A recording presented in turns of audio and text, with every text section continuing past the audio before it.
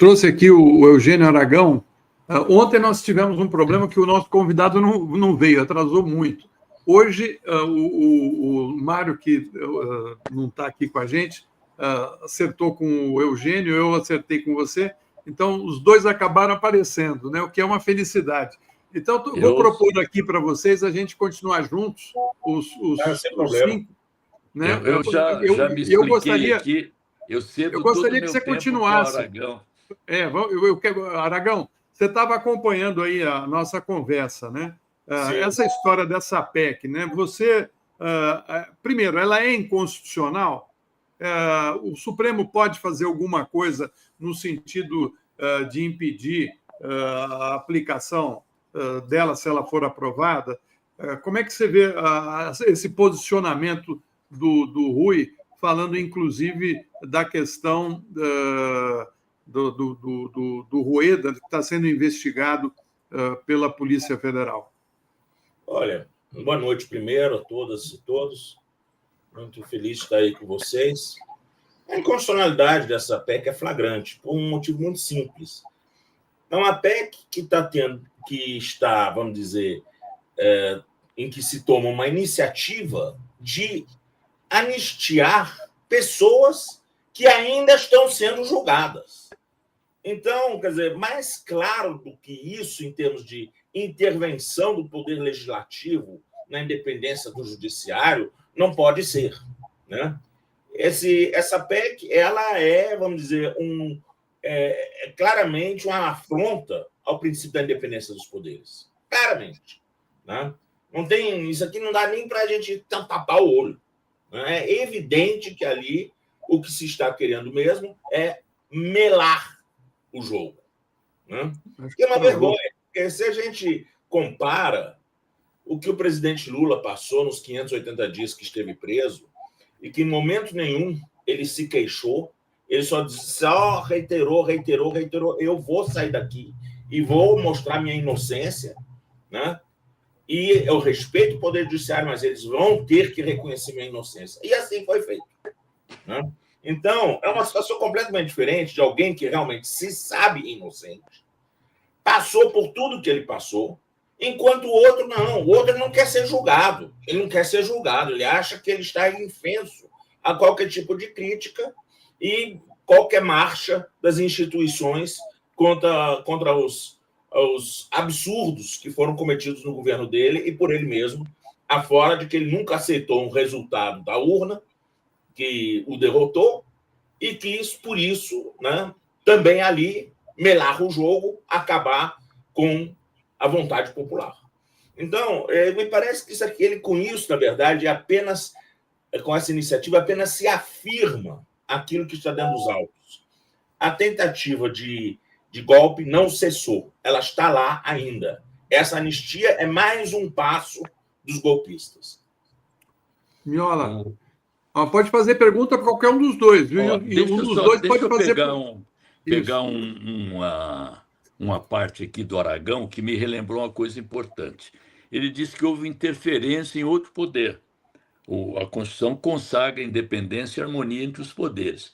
A propósito, o governador Tarcísio de Freitas, que estão esquecendo do escândalo aqui do ICMS, que um auditor botou em nome da mãe que tinha um patrimônio de R$441 mil, 2 bilhões em um ano, isso aí está esquecido na mídia diante da questão da anistia, das prerrogativas.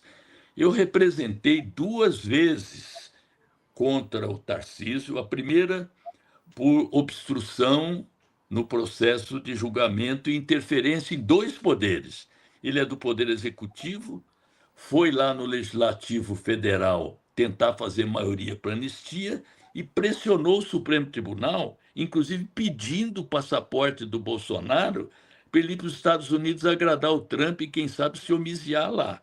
A segunda foi coação no curso do processo, que ele chegou a ameaçar os ministros, dizendo que o ministro Alexandre de Moraes era um tirano, não era democrata e ele ia ter que se entender. Pois bem, depois dessas 2 representações, o ministro Alexandre de Moraes oficiou a PGR, ao doutor Gonê, dando-lhe prazo de 5 dias para que ele se manifeste a respeito dessas intervenções do governador Tarcísio, que, aliás, a minha segunda representação, o ministro Alexandre pediu que enviasse cópia para a Assembleia Legislativa de São Paulo para avaliar a hipótese de crime de responsabilidade que é passível de impeachment. E as bancadas das duas frentes na Assembleia, tanto a do PT como a do PSOL, ingressaram com pedido de impeachment na Assembleia com 25 assinaturas de deputados. Então, é muito oportuna essa lembrança do Aragão, porque o judiciário está funcionando. E, aliás, sobre esse escândalo aí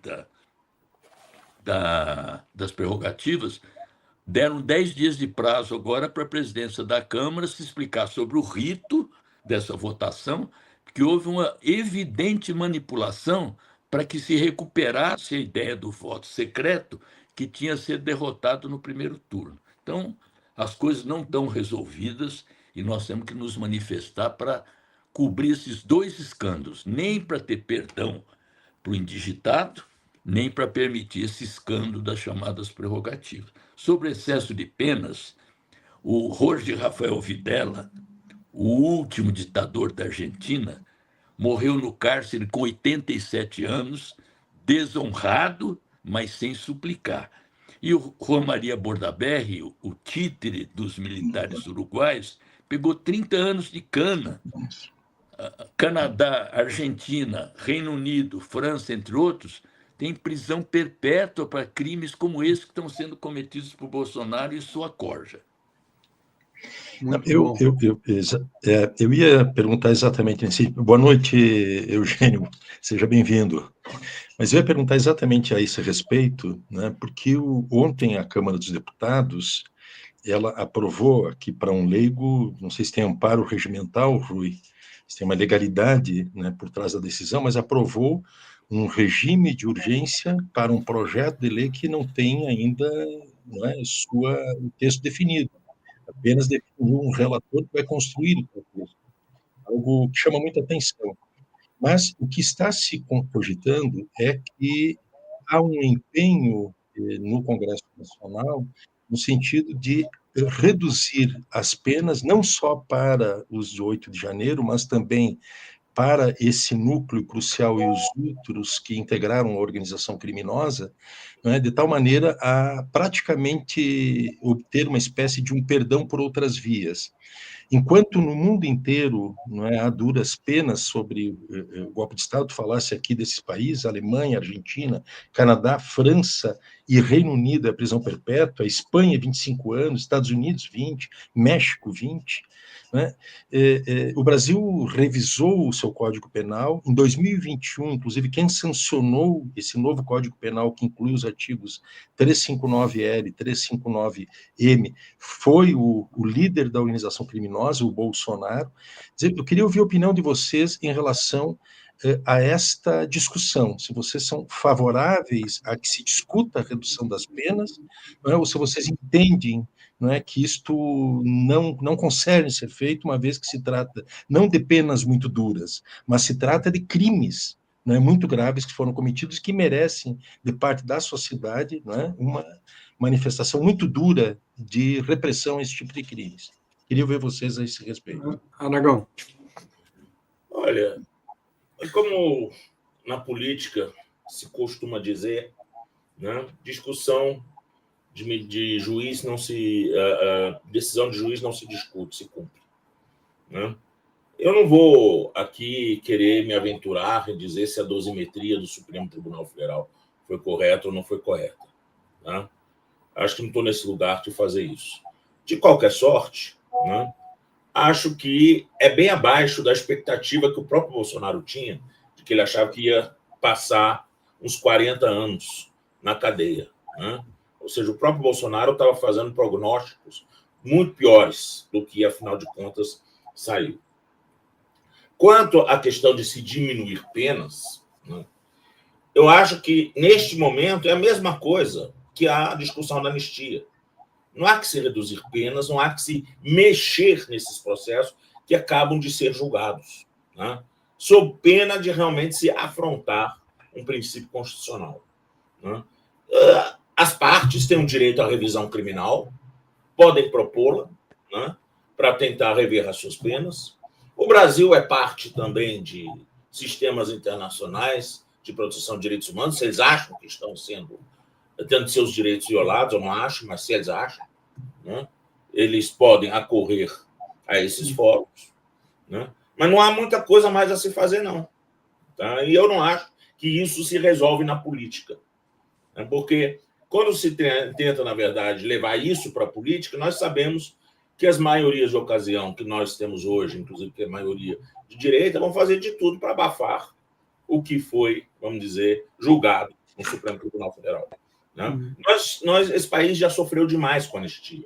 A anistia, que na verdade era para beneficiar os perseguidos da ditadura, foi por isso que o Comitê Brasileiro da Anistia pediu uma anistia ampla, geral e restrita, acabou sendo mais do que para beneficiar os perseguidos da ditadura, acabou sendo um aval para os que torturaram. Né? E o Brasil, com isso, andou muito mal, porque não conseguiu desmontar a sua doutrina militar extremamente perversa de direita. No Brasil não se tocou na doutrina militar. A gente achava, nos primeiros governos Lula, que profissionalizando as Forças Armadas, fazendo com que elas participassem de missões de paz internacionais, elas passariam a, vamos dizer, pensar mais naquilo que é próprio delas e largariam a política. Isso era a ilusão que nós tínhamos. Né? Mas nós não mexemos na doutrina militar, que é uma doutrina ainda calcada em cima do conceito de segurança nacional. Né? E acredito que, para fazê-lo, o presidente da República tinha que mexer no alto comando das Forças Armadas. Isso significa que escolhas de generais de 4 estrelas têm que ser feitas pelo critério do poder civil, dentro dos critérios políticos que devem orientá-lo. Ou seja, nós não temos mais por que engolir secamente todas as propostas que vêm do alto comando das Forças Armadas para a promoção de generais. Os critérios têm que ser do poder civil. Porque se a gente não fizer isso, nós nunca vamos mudar a doutrina militar, porque a doutrina militar se modifica de cima para baixo, dentro da hierarquia militar. Então, se você tiver um comando comprometido com forças armadas democráticas, né, vocês vão ter, agora sim, militares realmente orientados para o seu papel de defesa externa do país, né, que é isso o papel deles. Agora, infelizmente, aí é uma questão realmente de relacionamento com essa estrutura militar. Né? Quem é que vai colocar o guiso no gato? Quem é que vai dizer, olha, chega, a proposta de vocês para promoções vão ter de sua devida consideração, mas a última palavra para promover generais, para generais 4 estrelas, será do presidente da República. Né? E aí a gente consegue moldar esse órgão, que é o órgão que, na verdade, monta no Brasil, é a última instância da montagem da doutrina militar brasileira. Rui, acho que você merece um comentário, porque acho que ele tocou num ponto importante, né? Quer dizer, realmente querer mudar a pena dada pela justiça, né? Isso não é a função do parlamento. Isso. Mas o Aragão tocou em outro assunto também, correlato, que é essa história dos militares. Tá? Tem um caminho inicial para isso, que aí sim é uma PEC democrática, que é a mudança do artigo 142, que, pelo viés de gente como Ives Gandra, acha que isso aí consagra a hipótese da tutela militar e da intervenção como poder moderador. Essa PEC está lá, o governo até hoje não aprovou e não vai aprovar porque tem um ministro da Defesa que não é ministro do Lula, é um representante das Forças Armadas no governo. Eu já disse, repito aqui, porque disse a ele, você queria que eu saísse? Eu acho que ele não devia nem ter entrado. Porque essas questões que o Aragão toca já eram para ter sido encaminhadas. Como é que o Petro, que não tem a força do Lula, destituiu todo o alto comando das Forças Armadas na Colômbia para ter um outro tipo de composição. Aqui, nós estamos pedindo simplesmente que se adote o que está na Constituição portuguesa. Quem detém o poder legítimo da violência e usa arma não participa da política. Tem que cuidar das fronteiras, da defesa nacional. E o ministro está preocupado, sabe em quê? Em vincular o orçamento das Forças Armadas 2% da receita corrente líquida, quando há um esforço de outro lado para desvincular. Ora, 87% do orçamento das Forças Armadas é custeio. Às vezes não consegue nem pagar o rancho dos militares. E fica querendo importar ou vender arma para Israel, um país cujo governo está promovendo o genocídio. Então, essa questão das Forças Armadas é crucial, como diz o Aragão, para a gente ter uma vida democrática, para a gente fazer um ajuste com anistia, que anistiou torturador, que permitiu que o Bolsonaro, no seu voto infame para caçar Dilma, saudasse o seu torturador favorito, o sanguinário Carlos Alberto Brilhante Ustra. Se ele tivesse sido contido naquela época, nós não passaríamos pelos 750 mil mortos do Covid. Então, essa tolerância em estar sempre passando pano, virando a página, é que dificulta e que permite o que ele chamou aqui de golpe continuado. O golpe não foi bem sucedido por um pouco, bastava 2 generais ali terem concordado, acabou. E eles continuam preocupados em continuar. Então, eu acho que esse negócio de redução de penas é um atalho cínico, uma espécie de meia anistia.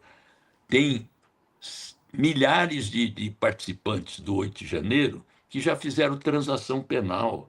A revisão de penas é algo que está previsto no nosso código, qualquer advogado pode requerer. Tem a progressão das penas, tem a passagem para o regime semiaberto, tem a prisão domiciliar.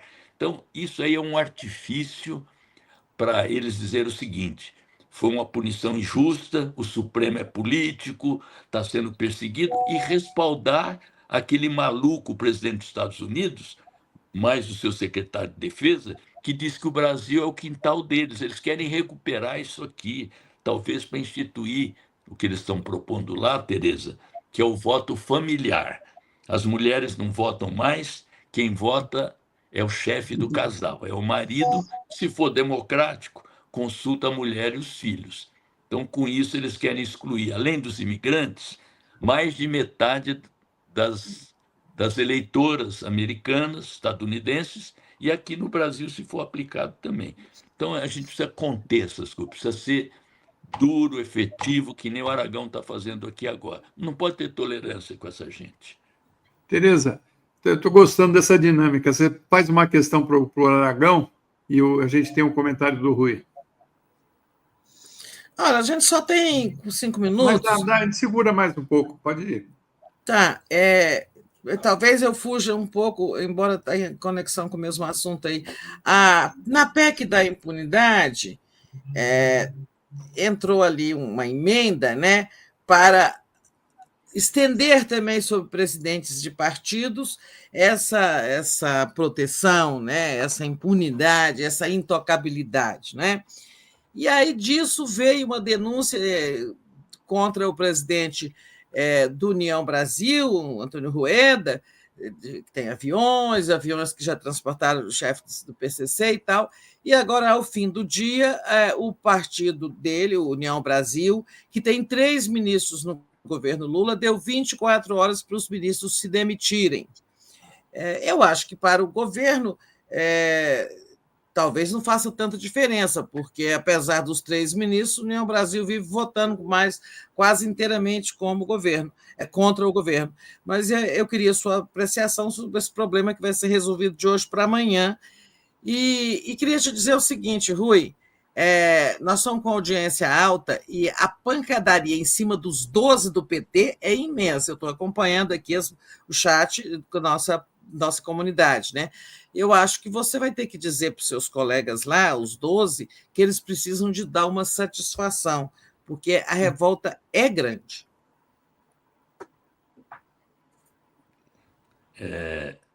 Você quer que Mas eu fale minha sobre questão isso? para você é isso, o desembarque do União Brasil.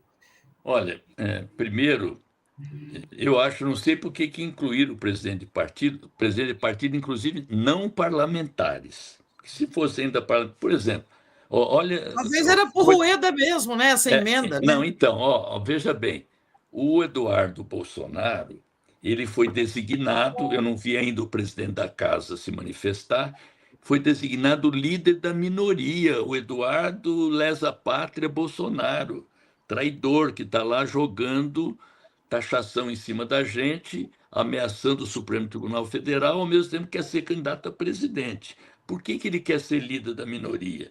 Porque os líderes têm a prerrogativa de não assinarem o ponto, mesmo da maneira como as coisas estão se dando lá, que é tudo voto pela internet. Essas coisas gravíssimas de ontem, a gente podia votar sem passar por lá. Por que isso? Para ter um elevado quórum. Elevado quórum. Então, será que vão deixar o Eduardo Bolsonaro ser líder da minoria? Seria bom, porque a minoria vai se sujar mais ainda.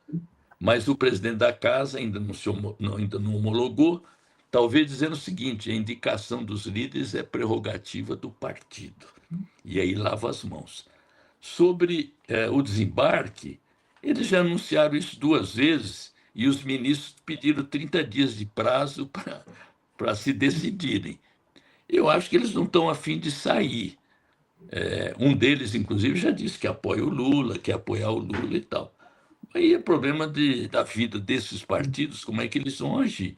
Sobre os 12 deputados nossos, e, na verdade, teve uma segunda votação com 8, eles acho que estão se explicando, porque essa campanha que você está ouvindo, estão cobrando e tal, deve estar sendo dirigida a eles também. Eu vi que alguns já soltaram nota, estão se explicando. Eu posso responder pelo meu voto, e já expliquei aqui que, como a bancada nem o partido haviam fechado questão, cada um votou como lhe aproveu. Bom, eu queria aproveitar já chegando ao final, a Tereza trouxe aí, ministro, a questão dessa PEC da bandidagem, né, dar fórum privilegiado para presidente. Eu pergunto para o senhor, o que pode existir para justificar uma pessoa que não é eleita ter fórum só por ser presidente de um partido político? O sujeito, inclusive, é um advogado e empresário. O que pode justificar esse fórum especial para ele? Tem o Valdemar, que é ex-parlamentar, né? Eu acho isso uma coisa muito engraçada, porque enquanto os réus no Supremo Tribunal Federal estão brigando para tirar a cabeça deles debaixo da guilhotina do Supremo, doido para ir para a primeira instância, esse povo está querendo ir para o Supremo Tribunal Federal. Está havendo aí uma contramão, né? Quer dizer, uma coisa um tanto incoerente. A única coisa que a gente sabe desses movimentos é que eles estão fugindo de alguma coisa. Eles estão fugindo de alguma coisa. Alguns querem fugir do Supremo, outros querem ir para o Supremo. Isso aqui, para mim, é uma coisa assim, muito curiosa de estar vendo, né? Porque são os mesmos atores, né? Quando fizeram a perseguição ao PT, não vamos esquecer, tá? E o Supremo nisso teve um papel histórico lamentável, né? Foi no Mensalão, foi no golpe contra Dilma, foi em segurar a Lava Jato, né? Nosso pessoal, em momento nenhum, se recusava a responder à justiça, né?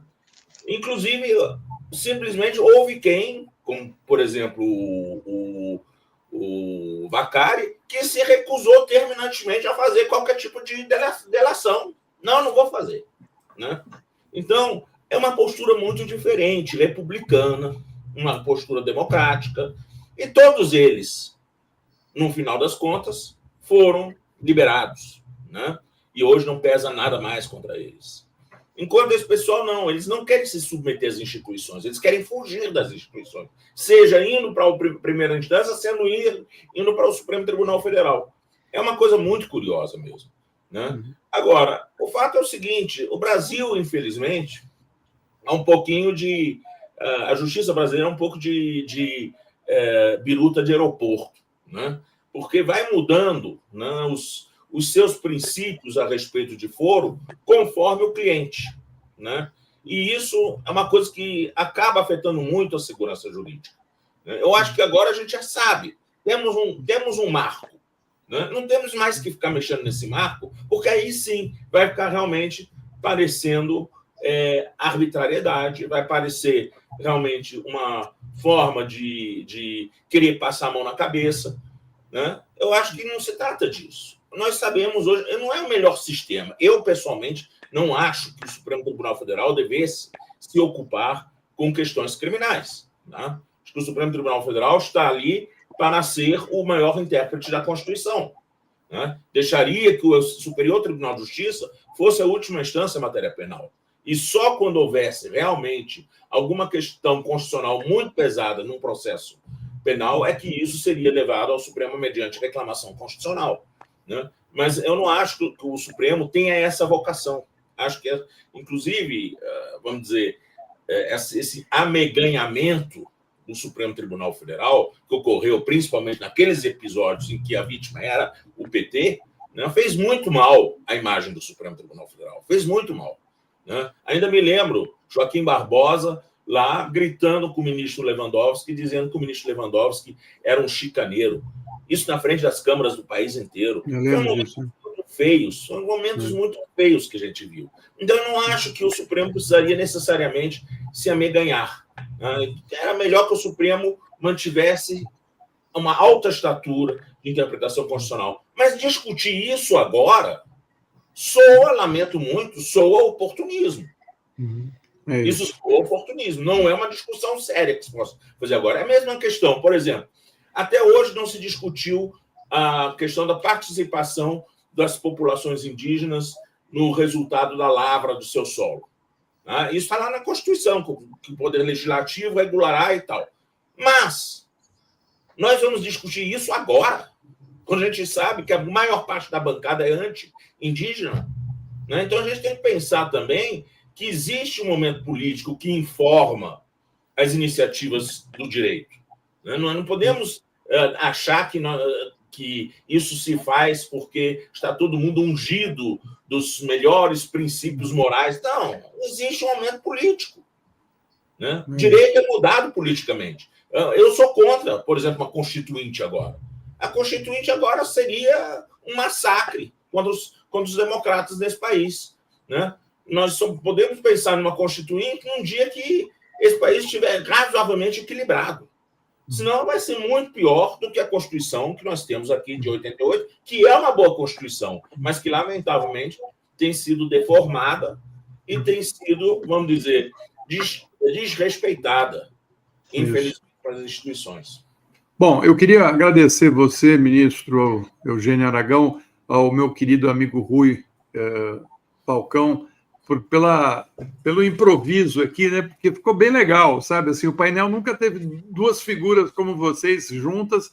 Eu precisava de um pouco mais de tempo, porque é muito interessante essa coisa de um comentar a fala do outro, sabe? Eu gostei bastante, né? E queria só lembrar, viu, Rui, que as pesquisas hoje indicam que o presidente Lula caminha firmemente para a reeleição. E eu tenho escutado alguns comentaristas da mídia conservadora falar que essa eleição de 2026 pode ser um laboratório para os candidatos da direita para a eleição de 2030, né? Ou seja, eles mesmos já estão admitindo que vai ser muito difícil o Lula perder. Talvez isso explique por que os ministros não querem sair do governo Lula. É capaz até que outros que saíram voltem correndo, né? Porque a gente sabe como é que é a dinâmica dos partidos e da política no Brasil.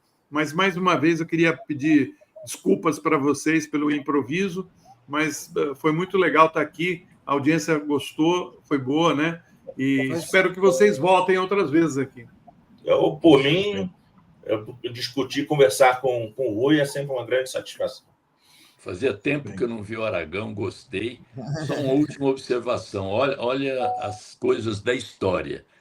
No dia 11, foi o dia da condenação desses cúmplices do Bolsonaro e dele mesmo.